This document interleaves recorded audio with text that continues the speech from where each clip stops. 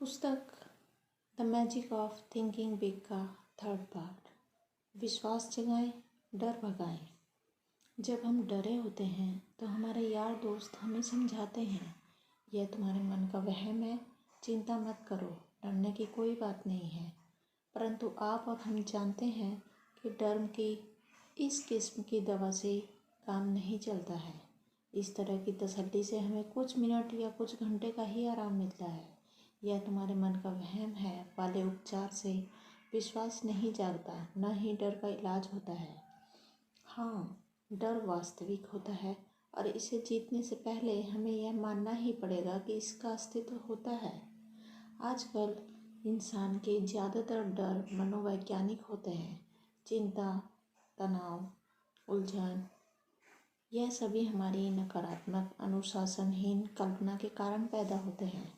परंतु सिर्फ यह जानने से कि डर कैसे पैदा होता है, उस डर का इलाज नहीं हो पाता। जब डॉक्टर यह पता लगा लेता है कि आपके शरीर में कहीं पर कोई इन्फेक्शन है, तो उसका काम वहीं पर पूरा नहीं हो जाता है। इसके बाद वह इन्फेक्शन का इलाज भी करता है। यह तुम्हारे मन का वहम है वाला पुराना विचार यह मानता है कि इस डर का वास्तव में अस्तित्व होता ही नहीं है, परंतु ऐसा नहीं है। डर का अस्तित्व होता है। डर असली है। डर सफलता का नंबर 1 दुश्मन है। डर लोगों को अवसर का लाभ उठाने से रोकता है। डर लोगों को शारीरिक रूप से कमज़ोर बना देता है। डर लोगों को बीमार बना देता है। डर लोगों की ज़िंदगी को छोटा कर देता है। आप जब बोलना चाहते हैं तो डर आपके मुंह को बंद रखता है। डर, अनिश्चितता, आत्मविश्वास का अभाव के ही कारण हमारी अर्थव्यवस्था में मंदियाँ आती हैं। डर के ही कारण करोड़ों लोग इतना कम हासिल कर पाते हैं और जीवन का इतना कम आनंद ले पाते हैं। वास्तव में डर एक शक्तिशाली भावना है। किसी न किसी रूप में डर लोगों को वह हासिल करने से रोकता है जो वे जीवन में हासिल करना चाहते हैं। हर तरह और हर आकार का डर मनोवैज्ञानिक इन्फेक्शन का एक रूप है। हम अपने मानसिक इन्फेक्शन को भी उसी तरीके से दूर कर सकते हैं जिस तरह हम अपने शारीरिक इन्फेक्शन को दूर करते हैं, यानी उसका इलाज करके।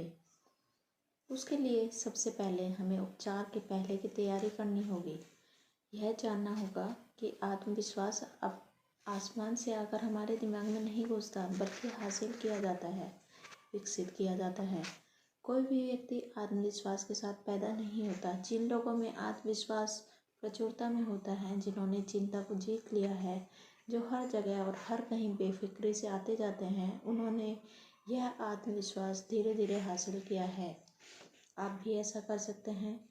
यह अध्याय आपको बताएगा कैसे। द्वितीय विश्व युद्ध में नेवी ने यह फैसला किया कि इसके सभी नए रंग रूटों को तैरना आना चाहिए। इसके पीछे यह विचार था कि तैरना आने से किसी डूबने वाले आदमी की जान बचाई जा सकती है। जिन लोगों को तैरना नहीं आता था, उनके लिए तैरने की कक्षाएं आयोजित की गई। मैंने इस तरह के एक प्रशिक्षण को देखा। सतही तौर पर यह देखना मज़ेदार था कि इतने बड़े बड़े जवान और स्वस्थ लोग कुछ फुट गहरे पानी में कूदने से घबरा रहे थे। उन लोगों को 6 फुट ऊंचे स्टैंड से पानी में कूदना था और सिर्फ पानी 8 फुट गहरा था। हालांकि आसपास बहुत से विशेषज्ञ तैराक खड़े थे और जान का कोई जोखिम नहीं था, फिर भी ये वयस्क लोग पूरी तरह आतंकित थे। गहराई से सोचने पर यह दुखद प्रसंग था। उनका डर वास्तविक था, परंतु उनमें और हार के डर के बीच में केवल एक ही चीज़ आड़े आ रही थी, और वह थी नीचे के पानी में छलांग। एक से ज़्यादा बार मैंने देखा कि इन युवकों को बोर्ड से अनपेक्षित धक्का दे दिया गया और इसका परिणाम यह हुआ कि पानी से उनका डर हमेशा के लिए दूर हो गया। हजारों भूतपूर्व नेवी के जवान इस घटना से परिचित होंगे। इस घटना से हमें यह शिक्षा मिलती है, काम करने से डर दूर होता है। दुविधा में रहने या अनिर्णय की स्थिति में रहने से या काम टालने से हमारा डर बढ़ता है। इसे अभी हाल में अपनी सफल नियमों की पुस्तिका में लिख लें। काम करने से डर दूर होता है। काम करने से डर सचमुच दूर होता है। कुछ महीनों पहले 40 साल का एक परेशान हाल एग्जीक्यूटिव मुझसे मिलने आया। वह एक बड़े रिटेलिंग संगठन में महत्वपूर्ण पद पर था। चिंतित स्वर में उसने मुझे बताया, मुझे डर है कि मेरी नौकरी छूट जाएगी। मुझे ऐसा लगता है कि मेरे थोड़े से दिन बचे हैं। क्यों? मैंने पूछा। सभी बातें मेरे खिलाफ हैं। मेरे विभाग की बिक्री के आंकड़े पिछले साल से 7% कम हैं। यह बहुत बुरा है, खासकर जबकि हमारे स्टोर की सेल पिछले साल की तुलना में 6% बढ़ी है। मैंने हाल ही में कुछ गलत फैसले लिए हैं और मुझे कई बार मीटिंग में ये संकेत दिया गया है कि मैं कंपनी की प्रगति के साथ साथ प्रगति नहीं कर पा रहा हूँ। मुझे इतना बुरा अनुभव पहले कभी नहीं हुआ। मेरी पकड़ ढीली होती जा रही है और यह सबको साफ दिख रहा है। मेरे कर्मचारियों को भी इस बात का एहसास है। मेरे सेल्समैन भी यह देख सकते हैं। दूसरे एग्जीक्यूटिव भी ये जानते हैं कि मैं ढलान पर नीचे फिसल रहा हूँ। एक साथी एग्जीक्यूटिव ने तो पिछली मीटिंग में यहाँ तक सुझाव दिया कि मेरा कुछ काम इसके डिपार्टमेंट को सौंप दिया जाए ताकि स्टोर के लिए कुछ लाभ कमाया जा सके। मैं एक ऐसा डूबता हुआ आदमी हूँ जिसे बहुत सारे लोग डूबता हुआ देख रहे हैं और मैं इसके डूबने का इंतज़ार कर रहे हैं। एग्जीक्यूटिव ने अपनी दुर्दशा पर बोलना जारी रखा। आखिरकार मैंने उसे बीच में रोककर उससे पूछ ही लिया, तो आप इस बारे में क्या कर रहे हैं? आप स्थिति को सुधारने के लिए क्या प्रयास कर रहे हैं? मैं इसमें कर ही क्या सकता हूँ, उसने जवाब दिया। मैं सिर्फ यही उम्मीद कर रहा हूँ कि ये सब कुछ ठीक हो जाए। इस पर मैंने कहा, परंतु क्या उम्मीद करने से ही सब कुछ ठीक हो जाएगा? फिर बिना उसे जवाब देने का मौका दिए मैंने उससे अगला सवाल पूछा, क्यों न उम्मीद करने के साथ साथ कुछ प्रयास भी करें? कैसे? उसने कहा, आपके मामले में 2 तरह के काम किए जा सकते हैं। पहला तो यह कि आप अपनी सेल्स को बढ़ाकर दिखाएं। हमें यहीं से शुरू करना होगा। कोई ना कोई वजह तो होगी जिसके कारण आपकी सेल्स कम हो रही है। उस वजह का पता लगाएं। हो सकता है कि आपको अपना पुराना माल निकालने के लिए स्पेशल सेल लगानी पड़े ताकि आपका नया माल खरीद सकें। शायद आपको अपने डिस्प्ले काउंटर्स को अलग तरीके से जमाना चाहिए। शायद आपको अपने सेल्समैन में ज़्यादा उत्साह भरना चाहिए।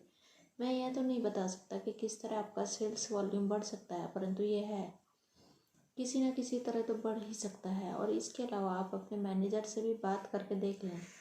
हो सकता है कि वे आपको नौकरी से निकालने वाले हों, परंतु अगर आप उनकी सलाह लेंगे तो वे आपको समस्या को सुलझाने के लिए निश्चित रूप से ज़्यादा मोहलत दे देंगे। स्टोर के लिए आपका विकल्प ढूंढना बहुत मुश्किल होगा, बशर्ते कि टॉप मैनेजमेंट को यह लगे कि आप समस्या को सुलझाने को गंभीर प्रयास कर रहे हैं। मैं आगे कहता हूँ, इसके बाद आप अपने कर्मचारियों से, अपने अधीनस्थों से बात करें। डूबते हुए आदमी की तरह व्यवहार करना छोड़ दें। अपने आसपास के लोगों को यह एहसास होने दें कि आप में अभी जान बाकी है। एक बार फिर इसकी आंखों में हिम्मत लौट आई थी। फिर उसने पूछा, आपने कहा था कि मैं 2 कदम उठा सकता हूँ। दूसरा कदम क्या है? दूसरा कदम यह है, जिसे आप बीमा योजना कह सकते हैं, कि आप किसी दूसरे स्टोर में अपने लिए ऐसी जगह ढूंढ कर रखें जहां आपको यहाँ से ज़्यादा तनख्वाह मिल सके। अगर आप सकारात्मक कार्य करेंगे तो मुझे नहीं लगता कि आपको इसकी ज़रूरत पड़ेगी।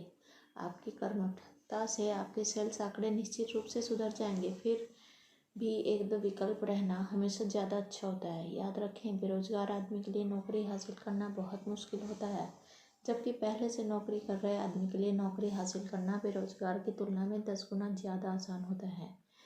2 दिन पहले यही एग्जीक्यूटिव मुझसे मिलने आया था।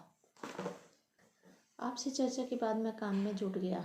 मैंने बहुत से बदलाव किए, परंतु सबसे बड़ा बदलाव मैंने अपने सेल्समैन के रवैये में किया। पहले मैं सप्ताह में 1 बार मीटिंग लिया करता था, अब मैं हर सुबह मीटिंग लेता हूँ।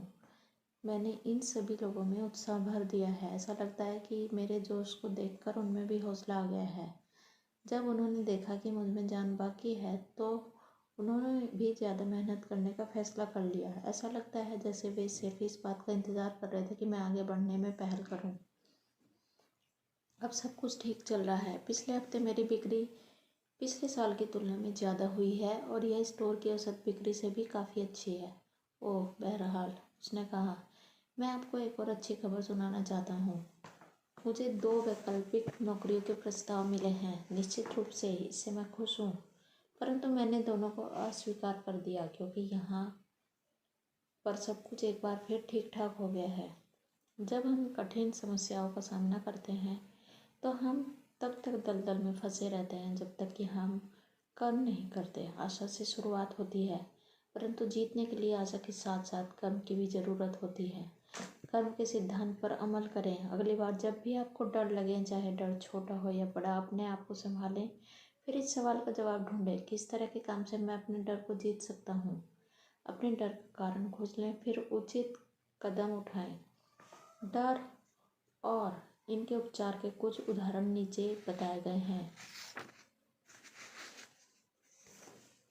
रंग रूप के कारण झिझक, अपना हुलिया सुधारें।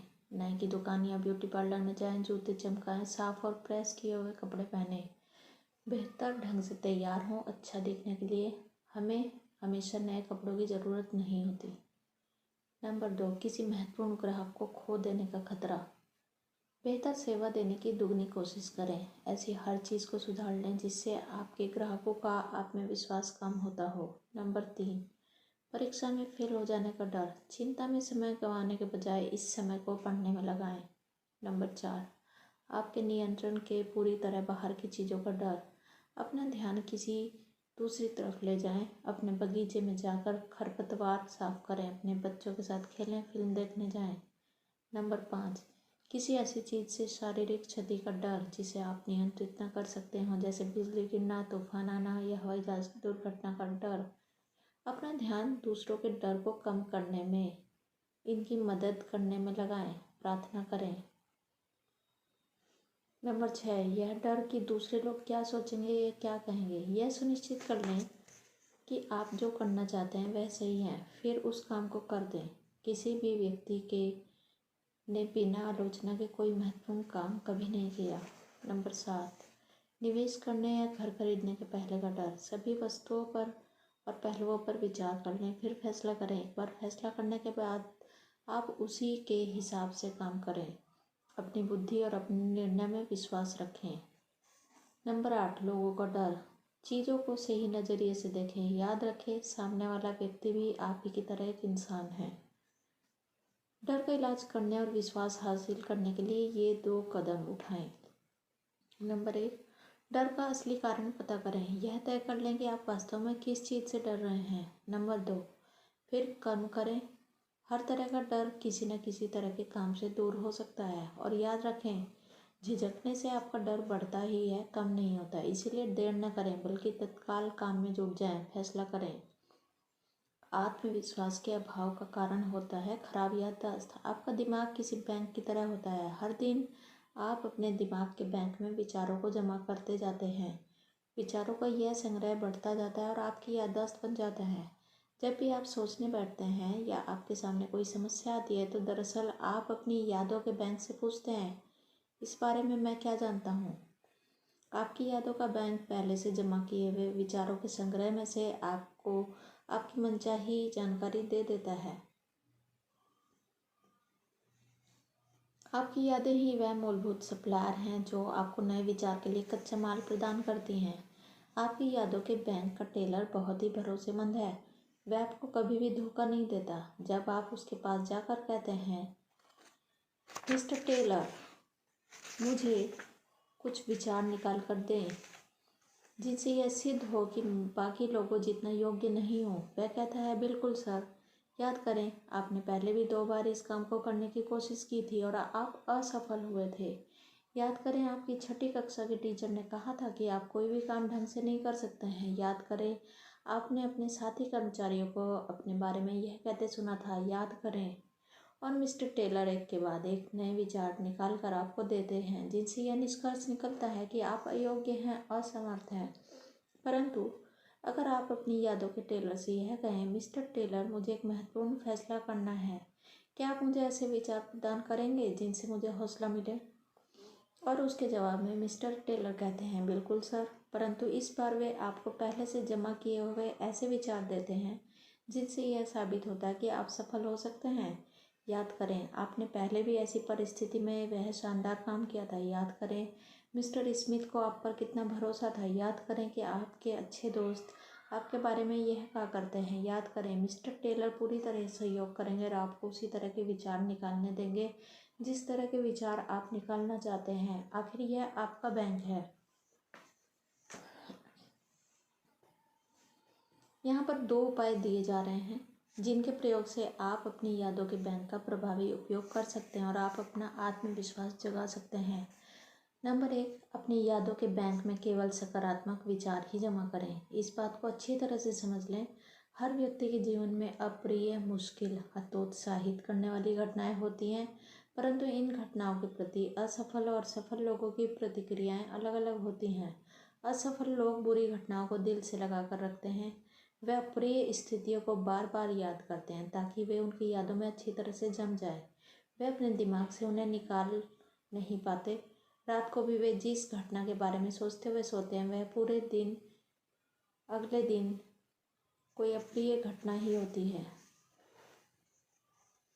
रात को भी वे जिस घटना के बारे में सोचते हुए सोते हैं वह दिन में हुई कोई अप्रिय घटना ही होती है। दूसरी तरफ आत्मविश्वास से पूर्ण सफल लोग इस तरह की घटनाओं को भूल जाते हैं। सफल लोग अपनी यादों के बैंक में केवल सकारात्मक विचार ही रखते हैं। आपकी कार किस तरह चलेगी? अगर हर सुबह काम पर जाने से पहले आप 2 मुट्ठी धूल अपने क्रैंक केस में डाल दें, क्या आपको शानदार इंजन बैठ नहीं जाएगा और आप इससे जो कराना चाहते हैं वह करने से इनकार नहीं कर देगा? आपके दिमाग में जमा नकारात्मक अप्रिय विचार भी आपके दिमाग को इसी तरह से प्रभावित करते हैं। नकारात्मक विचार आपकी मानसिक मोटर को इसी तरह की अनावश्यक टूट फूट का शिकार बनाते हैं। इनसे चिंता, कुंठा और हीनता की भावनाएं पैदा होती हैं। नकारात्मक विचार आपको सड़क के किनारे खड़ा रखते हैं जबकि बाकी लोग अपनी गाड़ियों पर फर्राटे से आगे बढ़ रहे होते हैं। ऐसा करें उन क्षणों में जब आप अपने विचारों के साथ अकेले हों, जब आप अपनी कार चला रहे हों या अकेले खाना खा रहे हों। सुखद सकारात्मक घटनाएं याद करें। अपनी यादों के बैंक में अच्छे विचार डालें। इससे आत्मविश्वास बढ़ता है। इससे आप में मैं सचमुच अच्छा हूँ की भावना जागती है। इससे आपका शरीर भी स्वस्थ रहता है। इसका एक बढ़िया तरीका यह है, सोने जाने से पहले अपनी यादों के बैंक में अच्छे विचारों को डाल दें। अपने जीवन की अच्छी बातों को याद करें। यह सोचें कि आपको कितनी सारी चीज़ों के लिए ऊपर वाले का शुक्रगुजार होना चाहिए। आपकी पत्नी या आपका पति, आपके बच्चे, आपके दोस्त, आपका स्वास्थ्य, उन सभी अच्छी चीज़ों को याद करें जो आपने लोगों को आज करते देखा है। अपनी छोटी छोटी सफलताओं और उपलब्धियों को याद करें। उन कारणों को दोहराएं कि आपको आज जीवित होने के लिए खुश क्यों होना चाहिए। नंबर 2, अपनी यादों के बैंक से केवल सकारात्मक विचार ही निकालें। कई वर्ष पहले मैं शिकागो में मनोवैज्ञानिक सलाहकारों की फर्म के साथ करीबी रूप से जुड़ा हुआ था। वे कई तरह के मामले सुलझाते थे, परंतु उनमें से ज़्यादातर मामले विवाह संबंधी समस्या और मनोवैज्ञानिक कठिनाइयों से संबंधित होते थे। एक दिन मैं फर्म के मुखिया से इसके प्रोफेशन और उसकी तकनीकों के बारे में बात कर रहा था। मैं ये जानना चाहता था कि वह किस तरह असंतुलित व्यक्ति की मदद करता है। उसने कहा, क्या आप जानते हैं कि लोग अगर केवल एक ही चीज़ कर लें तो उन्हें मेरी सेवाओं की कभी ज़रूरत नहीं पड़ेगी। वह क्या? मैंने उत्सुकता से पूछा।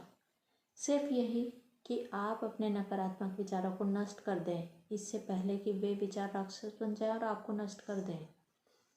मैं जिन लोगों की मदद करता हूँ उनमें से ज़्यादातर लोग, उसने कहा, मानसिक आतंक की दुनिया में रहते हैं। शादी की बहुत सारी कठिनाइयाँ हनीमून राक्षस की वजह से होती हैं।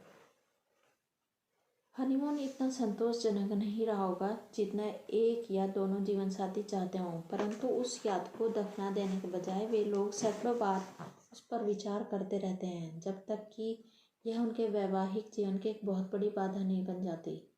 वे मेरे 5 या 10 साल बाद आते हैं। आमतौर पर मेरे ग्राहक यह नहीं जान पाते कि समस्या की जड़ कहाँ है। यह मेरा काम है। मैं उनकी कठिनाई का विश्लेषण करूं और उन्हें यह बताऊं कि उन्होंने राई का पहाड़ बना लिया है। कोई भी व्यक्ति किसी भी अप्रिय घटना को मानसिक राक्षस बना सकता है। मेरे मनोवैज्ञानिक दोस्त ने आगे कहा, नौकरी की असफलता, असफल रोमांस, बुरा निवेश, टीनेज बच्चों के व्यवहार से निराश ऐसे आम राक्षस हैं जिनकी वजह से मैंने लोगों को परेशान देखा है और मैं इन राक्षसों को मारने में इन लोगों की मदद करता हूँ। यह स्पष्ट है कि अगर हम किसी भी नकारात्मक विचार को बार बार दोहराएंगे तो इसका मतलब है कि हम इसे खाद्य पानी दे रहे हैं और अगर हम इसे खाद पानी देंगे तो यह धीरे धीरे बड़ा राक्षस बनकर हमारे आत्मविश्वास को नष्ट कर देगा और हमारी सफलता की राह में गंभीर मनोवैज्ञानिक कठिनाइयाँ खड़ी कर देगा। कॉस्मोपॉलिटन मैगजीन में हाल ही में छपे एक लेख the drive toward self destruction में एलिस मलकाहे ने इस तरफ इशारा किया है कि हर साल 30,000 अमेरिकी आत्महत्या कर लेते हैं और 1 लाख लोग आत्महत्या का असफल प्रयास करते हैं। उन्होंने आगे कहा, इस बात के आश्चर्यजनक प्रमाण मिले हैं कि लाखों करोड़ों दूसरे लोग धीमे धीमे कम स्पष्ट तरीकों से खुद को मार रहे हैं।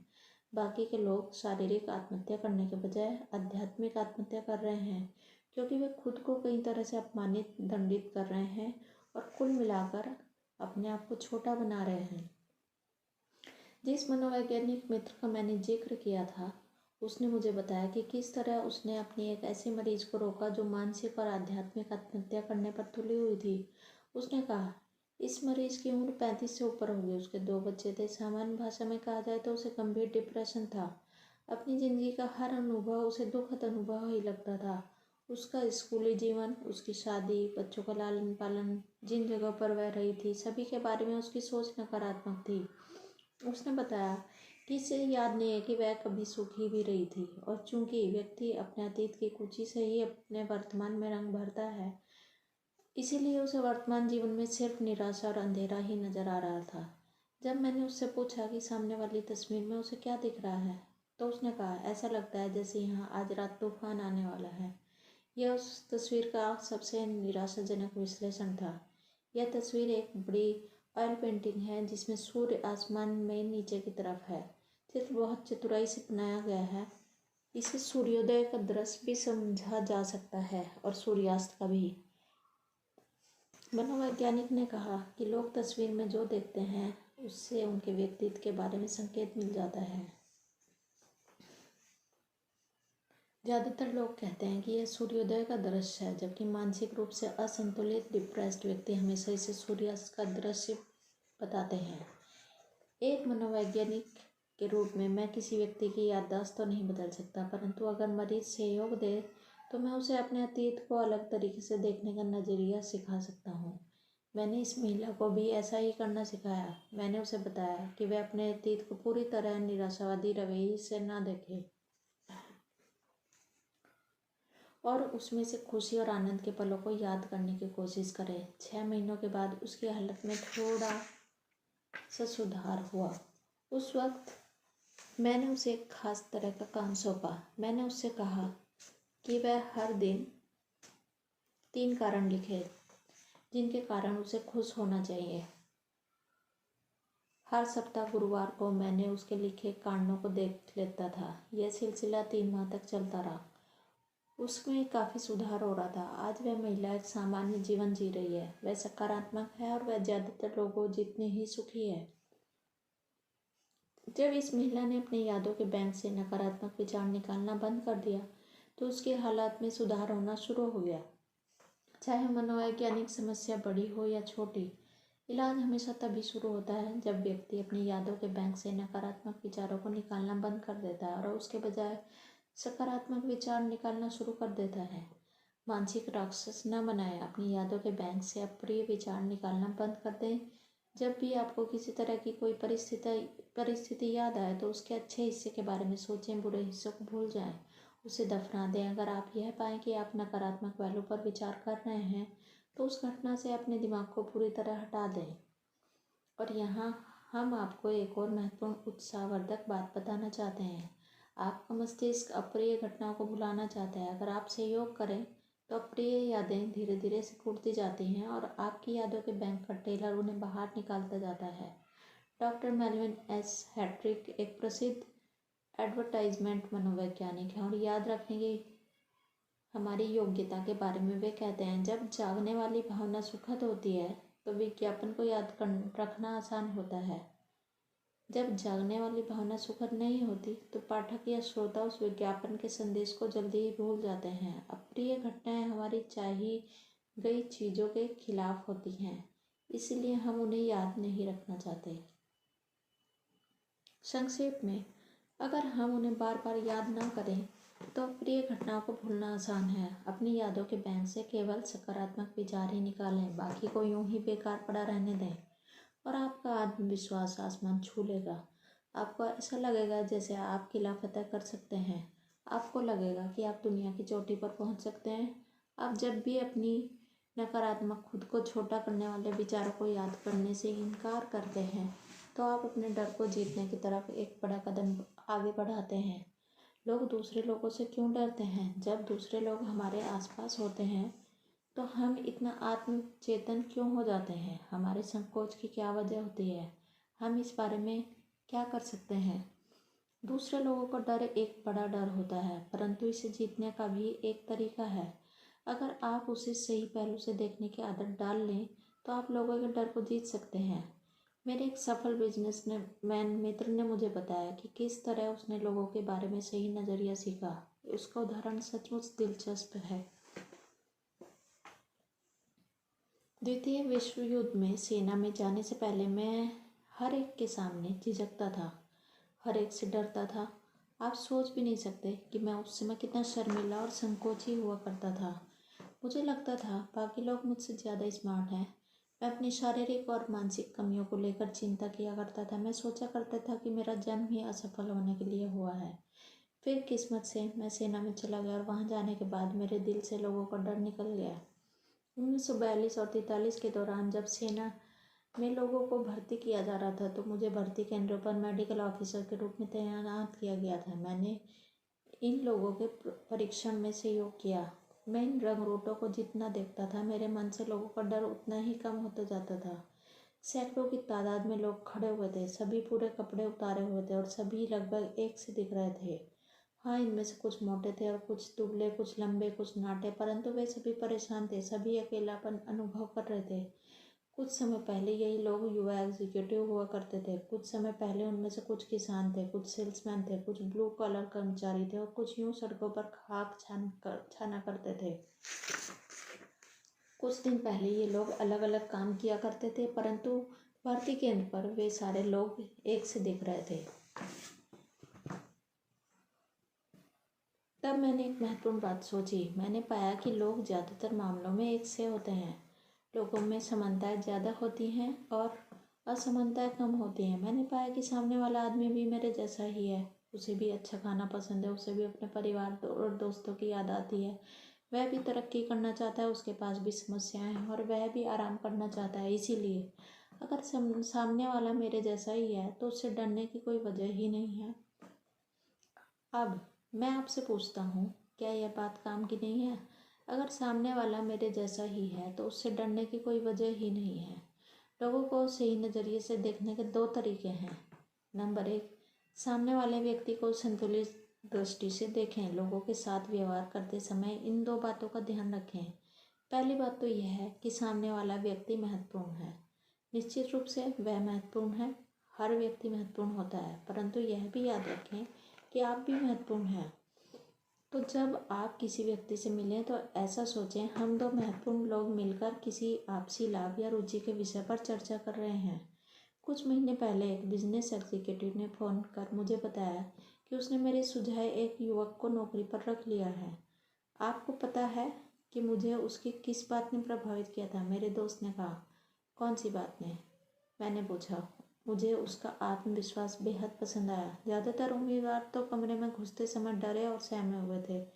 उन्होंने मुझे उस तरह के जवाब दिए जो उनकी राय में मैं सुनना चाहता था। एक तरीके से ज़्यादातर उम्मीदवार भिखारियों की तरह व्यवहार कर रहे थे। उन्हें आप कुछ भी दे सकते थे और उन्हें आपसे किसी खास चीज़ की उम्मीद नहीं थी। परंतु जी का व्यवहार इन सबसे अलग था। उसने मेरे प्रति सम्मान दिखाया, परंतु इसके साथ ही साथ महत्वपूर्ण बात यह थी कि उसने अपने प्रति भी सम्मान दिखाया। मैंने उससे जितने सवाल पूछे, उसने भी मुझसे तकरीबन उतने ही सवाल पूछे। वह कोई चूहा नहीं है, वह असली मर्द है और मैं उसके आत्मविश्वास से बहुत प्रभावित हुआ। आपसी महत्व का रवैया आपको परिस्थिति को देखने का संतुलित रवैया देता है। सामने वाला व्यक्ति आपकी नज़र में आपसे ज़्यादा महत्वपूर्ण नहीं बन पाता। हो सकता है सामने वाला व्यक्ति बहुत बड़ा, बहुत महत्वपूर्ण दिख रहा हो, परंतु याद रखें वह भी तो इंसान ही है। उसके पास भी तो वही रुचियाँ, इच्छाएं और समस्याएं होंगी जो आपके पास है। नंबर 2, समझने के रवैया विकसित करें। जो लोग आपको नीचा दिखाना चाहते हैं, आपके पर कतरना चाहते हैं, आपकी टांग खींचना चाहते हैं, आपकी बुराई करना चाहते हैं, ऐसे लोगों की इस दुनिया में कोई कमी नहीं है। अगर आप इनका सामना करने के लिए तैयार नहीं हैं तो यह लोग आपके आत्मविश्वास में बड़े बड़े छेद कर देंगे और आपको ऐसा लगेगा जैसे आप पूरी तरह हार चुके हैं। आपको ऐसे वयस्क हमलावर के विरुद्ध ढाल चाहिए, उस हमलावर के लिए जो आपको अपनी पूरी ताकत से आप पर चढ़ाई करने के लिए कमर कसे बैठा है। कुछ महीने पहले एक होटल की रिजर्वेशन डेस्क पर मैंने सीखा कि इस तरह के लोगों का सामना किस तरह से किया जा सकता है। शाम के 5 बजे थे और होटल में नई अतिथियों का रजिस्ट्रेशन किया जा रहा था। मेरे सामने वाले आदमी ने क्लार्क को अपना नाम बताया। क्लार्क ने कहा, यस सर, आपके लिए एक बढ़िया सिंगल रूम बुक किया हुआ है। सिंगल? वह आदमी गुस्से से चिल्लाया, मैंने डबल बेडरूम का ऑर्डर दिया था। क्लार्क ने विनम्रता से जवाब दिया, मैं देख लेता हूँ सर। उसने अपनी फाइल निकाली और उसमें देखकर कहा, माफ़ कीजिए सर, आपके टेलीग्राम में साफ लिखा हुआ था कि सिंगल रूम चाहिए। अगर खाली होता है तो मैं आपकी खुशी खुशी डबल रूम दे देता हूँ, परंतु हमारे पास अभी कोई डबल बेडरूम खाली नहीं है। क्रुद्ध ग्राहक चिल्लाया, बाहर में जाए कि टेलीग्राम में क्या लिखा है, मुझे तो डबल बेडरूम ही चाहिए। फिर उसने इस लहजे में बात करना शुरू कर दिया, तुम नहीं जानते कि मैं कौन हूँ। उसके बाद वह यहाँ तक आ गया, मैं तुम्हें देख लूँगा, मैं तुम्हें नौकरी से निकलवा दूँगा, मैं तुम्हें यहाँ नहीं रहने दूँगा। शाब्दिक आक्रमण की इस बौछार को विनम्रता से सहन करते हुए क्लार्क ने कहा, सर माफ़ कीजिए, हमने आपके निर्देशों का पालन किया है। आखिरकार ग्राहक को, जो अब तक आग बबूला हो चुका था, बोला, चाहे मुझे सबसे बढ़िया कमरा ही मिल जाए तो भी मैं अब इस होटल में कभी नहीं ठहरूंगा। और यह कहकर वह होटल से बाहर निकल गया। मैं डेस्क पर पहुंचा और मैं सोच रहा था कि क्लार्क इस बदतमीजी भरे व्यवहार के कारण विचलित होगा, परंतु मुझे हैरत हुई जब उसने मेरा स्वागत मधुर आवाज़ में गुड इवनिंग सर कहकर किया। जब मैं मेरे रजिस्ट्रेशन की कार्रवाई पूरी कर रहा था तो मैंने उससे कहा, मुझे आपका तरीका पसंद आया, आपको अपनी भावना पर जबरदस्त नियंत्रण है। सर, क्लार्क ने कहा, मैं इस तरह के आदमी पर गुस्सा नहीं हो सकता। वह वास्तव में मुझ पर गुस्सा नहीं हो रहा था, मैं तो सिर्फ एक बलि का बकरा था। शायद उस बेचारे को अपनी पत्नी से कोई समस्या होगी या उसका बिजनेस चौपट हो गया होगा, या हो सकता है वह हीन भावना से ग्रस्त हो और यह उसके लिए एक सुनहरा अवसर था जब वह अपनी शक्ति सिद्ध कर सके।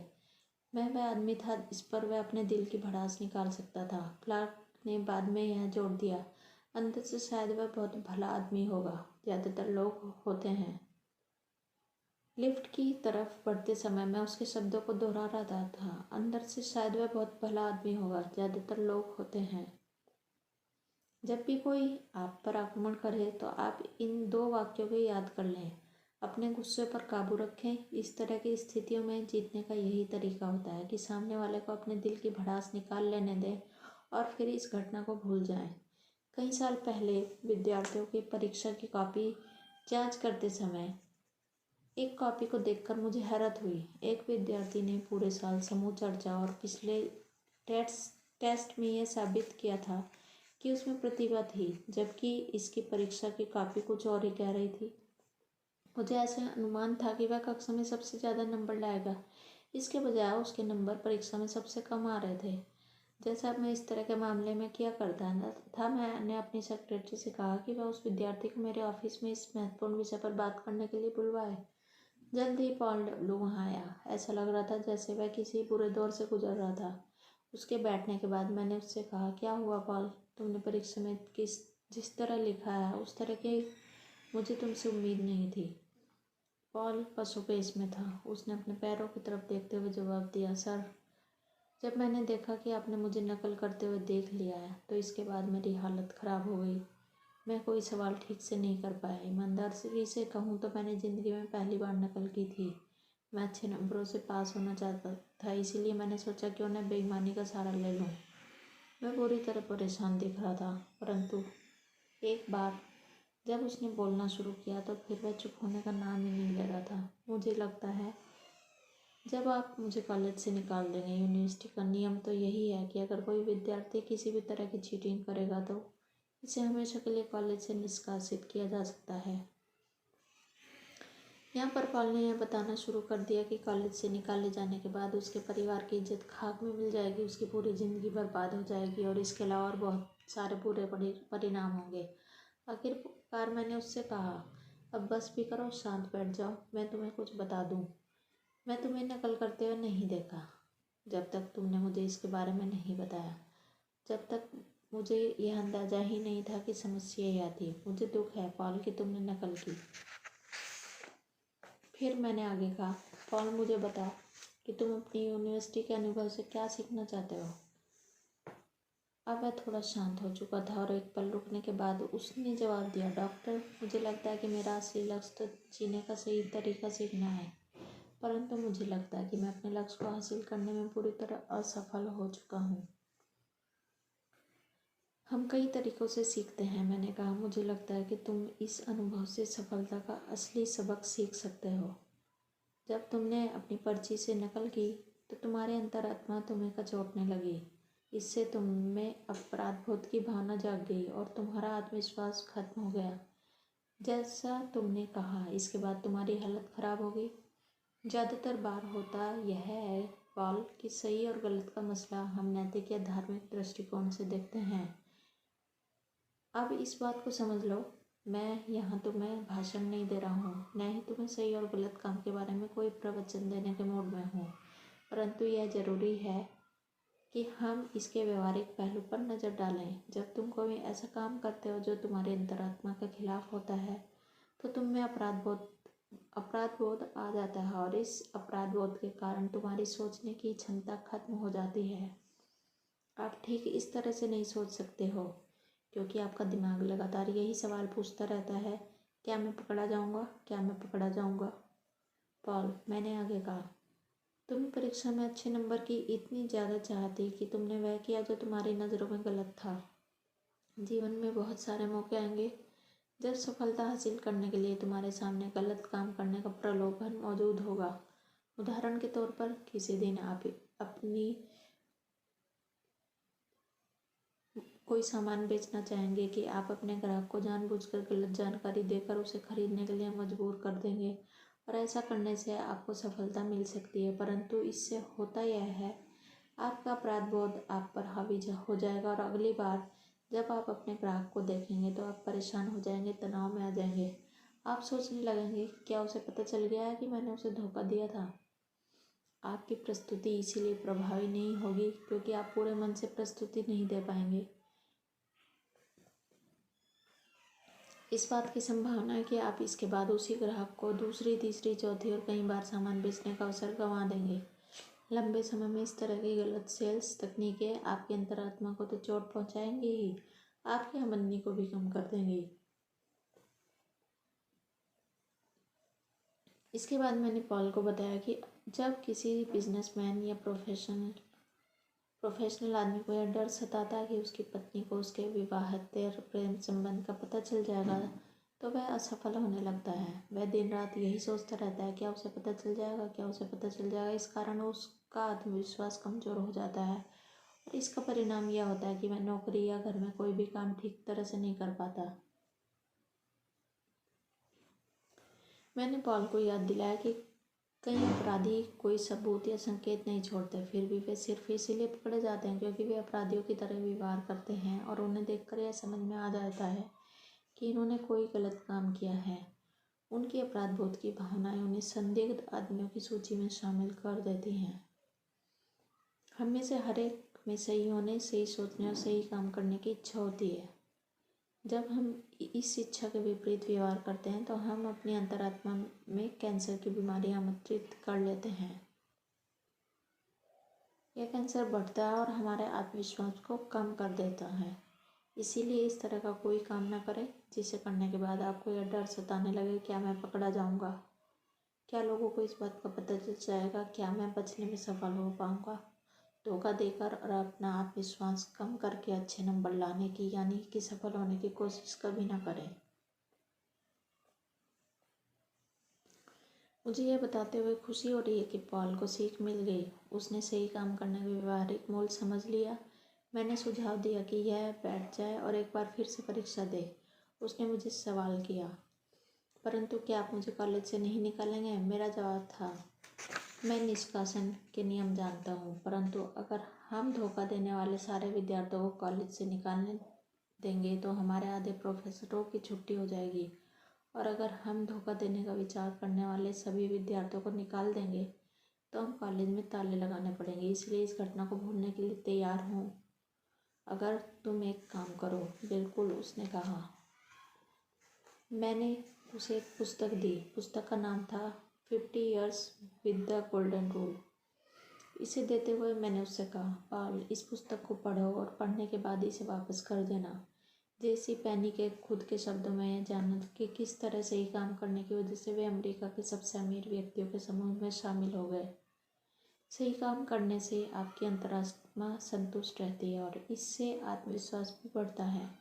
जब हम कोई गलत काम करते हैं तो दो नकारात्मक बातें होती हैं। पहली बात तो यह है कि हमें अपराध बोध आ जाता है और इस अपराध बोध से हमारा आत्मविश्वास कम हो जाता है। दूसरी बात यह है कि देर सवेर दूसरे लोगों को हमारे गलत काम की जानकारी मिल जाती है और उनका हम पर से विश्वास उठ जाता है। सही काम करें और अपने आत्मविश्वास को बनाए रखें, यही सफल चिंतन का कारगर तरीका है। यह एक मनोवैज्ञानिक सिद्धांत दिया जा रहा है जो 25 बार पढ़ने लायक है। इसे तब तक पढ़ते रहें जब तक कि यह आपके दिमाग में पूरी तरह से ना घुस जाए। विश्वासपूर्ण चिंतन के लिए विश्वासपूर्ण काम करें। महान वैज्ञानिक डॉक्टर जॉर्ज डब्ल्यू क्रेन ने अपनी प्रसिद्ध पुस्तक अप्लाइड साइकोलॉजी में लिखा है, याद रखें, काम ही भावनाओं के अग्रज होते हैं। हम अपनी भावनाओं को तो सीधे नियंत्रित नहीं कर सकते, परंतु हम अपने कामों को नियंत्रित करके अपनी भावना को नियंत्रित कर सकते हैं। वैवाहिक समस्याओं और गलतफहमियों को दूर करने के लिए सच्चे मनोवैज्ञानिक तथ्यों को जानें। हर दिन सही काम करें और जल्दी ही आप में सही भावनाएं जाग जाएंगी। यह सुनिश्चित कर लें कि आप अपने जीवन साथी के साथ डेटिंग करें। हर दिन उसकी सच्ची तारीफ करें और ऐसी ही छोटी छोटी चीज़ें करें और आपको प्यार कम होने की चिंता कभी नहीं करनी पड़ेगी। आप प्रेम के कार्य करते रहेंगे और जल्द ही आपको प्रेम की भावना भी उत्पन्न हो जाएगी। मनोवैज्ञानिकों के अनुसार शारीरिक गतिविधियों में बदलाव करके हम अपने रवैये को बदल सकते हैं। उदाहरण के तौर पर आप अगर मुस्कुराने की क्रिया करते हैं तो आप सचमुच मुस्कुराने के मूड में आ जाएंगे। जब आप अपने शरीर को झुकाने के बजाय तान लेते हैं तो आप ज़्यादा सुपीरियर महसूस करने लगते हैं। इसके उलट अगर त्योरियां चढ़ाकर देखें तो पाएंगे कि आप त्योरियां चढ़ाने के मूड में आ गए हैं। यह सिद्ध करना तो आसान है कि अपनी क्रियाओं पर काबू करके आप अपनी भावनाओं को बदल सकते हैं। जो लोग अपना परिचय देने में संकोच करते हैं वे अपने संकोच को आत्मविश्वास में बदल सकते हैं अगर वे सिर्फ कुछ सामान्य क्रियाएं करें। पहली बात तो यह है कि सामने वाले से गर्मजोशी से हाथ मिलाएं। इसके बाद सामने वाले व्यक्ति की तरफ एकल सीधे देखें और तीसरी बात सामने वाले से कहें, मुझे आपसे मिलकर खुशी हुई। इन 3 साधारण क्रियाओं से आपका संकोच अपने आप और तत्काल दूर हो जाएगा। आत्मविश्वास से भरी क्रिया की वजह से आप में अपने आप आत्मविश्वास आ जाएगा। आत्मविश्वासपूर्ण चिंतन करने के लिए आत्मविश्वास की क्रियाएं करें। जिस तरह की भावनाएं आप स्वयं में जगाना चाहते हैं उस तरह के काम करें। नीचे आत्मविश्वास बढ़ाने वाले 5 अभ्यास दिए जा रहे हैं, इन्हें सावधानी से पढ़ें, फिर उनका अभ्यास करने की पूरी कोशिश करें और आप अपना आत्मविश्वास काफ़ी बढ़ा चढ़ा पाएंगे। नंबर 1, आगे की बेंच पर बैठें। कभी आपने मीटिंग या चर्च या क्लासरूम या किसी तरह की सभा में इस बात पर गौर किया है कि पीछे की सीट सबसे पहले भरी जाती है? ज़्यादातर लोग पीछे की लाइन में इसीलिए बैठते हैं ताकि वे लोगों की नज़रों में ना आए, और वे लोगों की नज़रों में आने से इसीलिए बचना चाहते हैं क्योंकि उनमें आत्मविश्वास नहीं होता।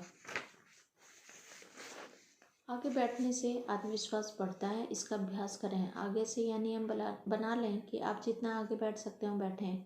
यह बात तो पक्की है कि आगे बैठने से आप थोड़ा ज़्यादा नज़रों में रहते हैं, परंतु याद रखें, सफलता के लिए लोगों की नज़रों में रहना ज़रूरी होता है।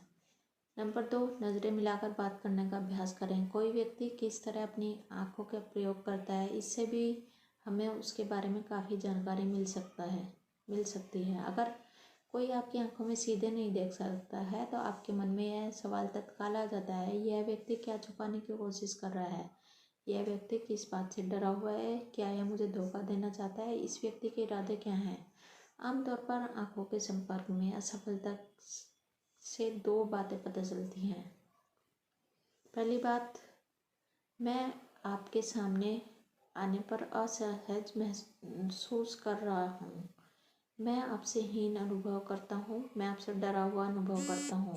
या सामने वाले से आंखें ना मिलाने से यह बात पता चलती है, मैं अपराध बोध से ग्रस्त हूँ, मैंने ऐसा कुछ किया है या सोचा है जो मैं नहीं चाहता कि आपको पता चल जाए। मुझे डर है कि अगर मैं आपसे नज़रें मिलाऊंगा तो आप मेरे दिल की बात समझ जाएंगे। जब आप नज़रें मिलाने से बचते हैं तो आप सामने वाले पर अच्छी छाप नहीं छोड़ पाते।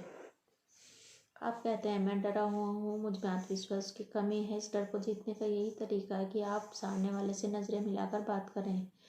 नज़रें मिलाकर बात करने से सामने वाले को यह संदेश जाता है, मैं ईमानदार और सच्चा हूँ, मैं जो कह रहा हूँ और इसमें पूरी तरह यकीन करता हूँ, मैं डरा हुआ नहीं हूँ, मैं आत्मविश्वास से भरा हूँ।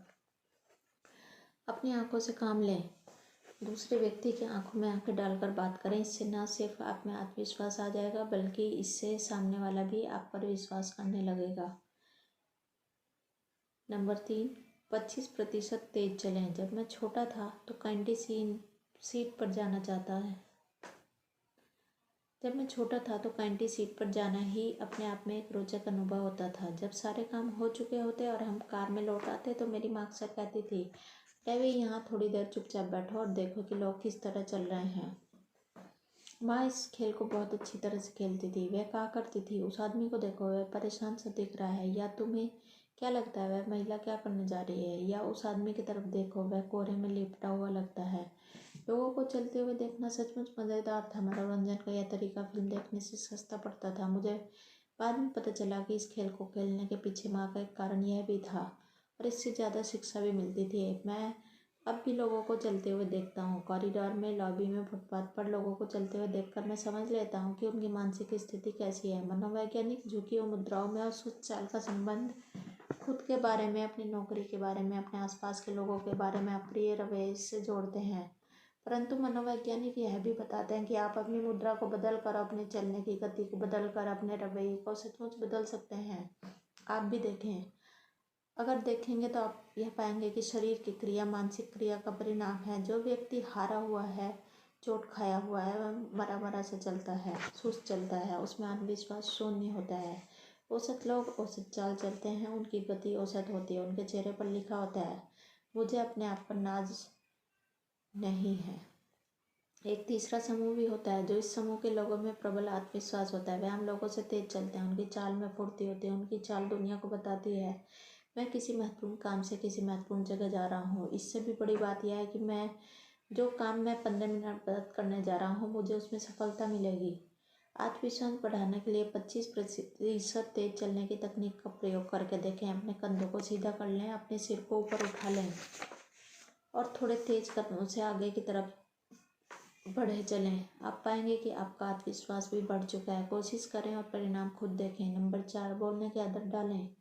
कई तरह के समूहों के साथ काम करते हुए मैंने यह पाया कि बहुत से समझदार और योग्य लोग चर्चाओं में भाग नहीं लेते हैं। चर्चा के दौरान इनका मुंह भी नहीं खुल पाता है। ऐसा नहीं है कि उनके पास बाकी लोगों जितने अच्छे विचार नहीं होते या वे बोल नहीं सकते। इसका कारण सिर्फ यह होता है कि उनमें आत्मविश्वास नहीं होता। यह चुप्पी व्यक्ति अपने बारे में इस तरह की बातें सोचता है, मेरा विचार शायद काम का नहीं है, अगर मैं कुछ कहूँगा तो हो सकता है कि लोग मुझे मूर्ख समझें, इसलिए बेहतर यह है कि मैं चुपचाप बैठा रहूँ। इसके अलावा इस समूह के बाकी लोग मुझसे बेहतर जानते हैं। मैं दूसरों के सामने यह जताना नहीं चाहता कि मैं कितना नासमझ हूँ। जितनी बार यह चुप व्यक्ति बोलने में असफल रहता है, वह अपने आप को उतना ही ज़्यादा अक्षम और हीन बनाता जाता है। अक्सर वह खुद से एक कमज़ोर सा वादा करता है कि वह अगली बार मौका पड़ने पर ज़रूर बोलेगा, अंदर से, जबकि वह जानता है कि इस वादे को वह कभी पूरा नहीं कर पाएगा। यह बहुत महत्वपूर्ण है। हर बार चुप्पी व्यक्ति बोलने में असफल रहता है और आत्मविश्वास को खत्म करने वाले जहर की एक और खुराक कटक लेता है। अपने आप पर उसका विश्वास उतना ही कम होता जाता है। सकारात्मक पहलू यह है कि आप जितना ज़्यादा बोलते हैं आपका आत्मविश्वास उतना ही ज़्यादा बढ़ता जाता है और आपके लिए अगली बार बोलना उतना ही ज़्यादा आसान हो जाता है। बोलने की आदत डालें। आत्मविश्वास बढ़ाने के लिए ये आदत विटामिन की तरह काम करेगी। आत्मविश्वास बढ़ाने की इस तकनीक का प्रयोग करें। हर ओपन मीटिंग में बोलने का नियम बना लें। आप जिस बिजनेस वार्ता, कमेटी मीटिंग, कम्युनिटी फोरम में भाग लें उसमें अपने आप कुछ न कुछ कहें। इस मामले कोई अपवाद न रखें। कोई टिप्पणी करें, कोई सुझाव दें, कोई सवाल पूछें और आखिरी में कभी न बोलें। आपको सबसे पहले बोलने की आदत डालनी चाहिए। आपको झिझक तोड़नी होगी और मूर्ख दिखने के बारे में चिंता न करें। आप मूर्ख नहीं दिखेंगे। अगला व्यक्ति चाहे आपसे सहमत न हो परंतु कोई दूसरा व्यक्ति आपसे ज़रूर सहमत होगा। अपने आप से यह सवाल करना छोड़ दें, क्या मैं कभी बोलने की हिम्मत नहीं कर पाऊंगा? इसके बजाय समूह के लीडर का ध्यान आकर्षित करने का लक्ष्य बनाएं ताकि आप बोल सकें। बोलने के विशेष प्रशिक्षण और अनुभव के लिए अपने स्थानीय टोस्टमास्टर के क्लब में शामिल हो जाएं। हजारों लोग इस तरह के सुनियोजित कार्यक्रम में शामिल होकर लोगों के साथ और लोगों के सामने चर्चा करके अपना आत्मविश्वास बढ़ाया करते हैं। नंबर 5, बड़ी मुस्कुराहट दें। ज़्यादातर लोगों का कहना है कि मुस्कुराहट से उन्हें सच्ची ताकत मिलती है। उन्हें बताया गया कि मुस्कुराहट आत्मविश्वास की कमी को दूर करने के लिए एक बढ़िया दवा है, परंतु ज़्यादातर लोग इस बात में इसीलिए यकीन नहीं करते क्योंकि जब वे डरे होते हैं तो वे मुस्कुराने की कोशिश ही नहीं करते। ये छोटा सा प्रयोग करके देखें। आप पराजित अनुभव करें और बड़ी मुस्कुराहट दें। एक साथ एक ही समय में यह संभव नहीं है। आप ऐसा कर ही नहीं सकते। बड़ी मुस्कुराहट आपको आत्मविश्वास ही देती है। बड़ी मुस्कुराहट आपका डर भगाती है, चिंता दूर करती है और निराशा हर लेती है। और यह एक सच्ची मुस्कुराहट सिर्फ आपके आत्मविश्वास को ही नहीं बढ़ाती या सिर्फ आपके मन से बुरी भावनाओं को ही नहीं हटाती। सच्ची मुस्कुराहट से लोगों का विरोध भी पिघल जाता है और यह तत्काल होता है। अगर आप किसी को बड़ी सी सच्ची मुस्कुराहट दें तो सामने वाला व्यक्ति आपसे गुस्सा हो ही नहीं सकता। कुछ समय पहले की बात है, मेरे साथ एक घटना हुई जिसमें ऐसा ही हुआ। मैं चौराहे पर हरी बत्ती जलने का इंतज़ार कर रहा था कि तभी भड़ाम की आवाज़ आई। मेरे पीछे वाले ड्राइवर का पैर मेरे ब्रेक पर से हट गया था और उसने मेरी कार के बम्पर में पीछे से टक्कर मार दी थी। मैंने पीछे शीशे में से देखा कि वह बाहर निकल रहा था। मैं भी तत्काल बाहर निकल आया और नियमों की पुस्तक को भूलते हुए बहस के लिए तैयार हो गया। मैं मानता हूँ कि मैं उससे बहस करके इसे नीचे दिखाने के लिए पूरी तरह तैयार था, परंतु सौभाग्य से इसके पहले कि मुझे ऐसा करने का मौका मिलता वह मेरे पास आया, मुस्कुराया और उसने गंभीरता से कहा, दोस्त, मेरा ऐसा कोई इरादा नहीं था। उसकी मुस्कुराहट और उसके गंभीर वाक्य को सुनकर मेरा गुस्सा काफूर हो गया। जवाब में मैंने इस तरह की बात कही, चलता है, ऐसा तो होता ही रहता है। पलक झपकते ही हमारा विरोध मित्रता में बदल गया। बड़ी मुस्कुराहट दें और आप महसूस करेंगे कि एक बार फिर खुशी के दिन लौट आए हैं। परंतु मुस्कुराहट बड़ी होनी चाहिए। आधी मुस्कुराहट से काम नहीं चलेगा। आधी मुस्कुराहट की सफलता की कोई गारंटी नहीं है। तब तक मुस्कुराएं जब तक आपके दांत न दिखने लगें। बड़ी मुस्कुराहट की सफलता की पूरी गारंटी है। मैंने कई बार सुना है, हाँ, परंतु जब मैं डरा हुआ होता हूँ या मैं गुस्से में होता हूँ तो मेरी मुस्कुराने की इच्छा ही नहीं होती। बिल्कुल नहीं होती होगी, किसी की भी नहीं होती। परंतु यही तो खास बात है कि आप ऐसे वक्त भी खुद कहें, मैं मुस्कुरा कर दिखा दूंगा। फिर मुस्कुराएं, मुस्कुराहट की शक्ति का दोहन करें। इन 5 तकनीकों के प्रयोग से लाभ उठाएं। नंबर 1, कार्य करने से डर दूर होता है। अपने डर को चिन्हित कर लें और फिर रचनात्मक कार्य करें। अकार्यमण्यता, किसी परिस्थिति के बारे में कुछ न करने की आदत से डर बढ़ता है और आत्मविश्वास में कम होता है। नंबर 2, अपनी यादों के बैंक में केवल सकारात्मक विचार ही जमा करने की कोशिश करें। नकारात्मक, खुद को नीचा दिखाने वाले विचारों को मानसिक राक्षस न बनने दें। प्रिय घटनाओं या परिस्थितियों को याद करने की आदत छोड़ दें। नंबर 3, लोगों को सही पहलू से देखें। याद रखें, लोग ज़्यादातर मामलों में एक जैसे होते हैं और बहुत कम मामलों में एक दूसरे से अलग होते हैं। सामने वाले के बारे में संतुलित नज़रिया रखें। आखिर वह भी आप ही की तरह एक इंसान है और आप समझने के रवैये का भी प्रयोग करें। कई लोग भोगते हैं परंतु बहुत कम लोग सचमुच काटते हैं। नंबर 4, वही काम करने की आदत डालें जो आपकी अंतरात्मा के हिसाब से ठीक है। इससे आपके जीवन में अपराध बोध का जहर नहीं घुल पाता और सही काम करना सफलता के लिए एक बहुत बड़ा व्यवहारिक नियम है। अपने हर काम से यह झलकने दें। नंबर 5, अपने हर काम से यह झलकने दें, मुझ में आत्मविश्वास है, काफ़ी आत्मविश्वास है। अपने रोज़मर्रा के जीवन में इन छोटी छोटी तकनीकों का प्रयोग करें। नंबर 1, 5th का नंबर 1 पार्ट, आगे की बेंच पर बैठें। नंबर 2, नज़रें मिलाने का अभ्यास करें। नंबर 3, 25% तेज चलें। नंबर 4, बोलने की आदत डालें। नंबर 5, बड़ी मुस्कुराहट दें। इस पार्ट में इतना ही। अगले पार्ट के लिए आप हमारा नेक्स्ट वीडियो देखें। इस बुक का अगला पार्ट और चैप्टर 4 आपको उसी में मिलेगा। धन्यवाद। हमारे चैनल को सब्सक्राइब करने के लिए आपका बहुत बहुत धन्यवाद।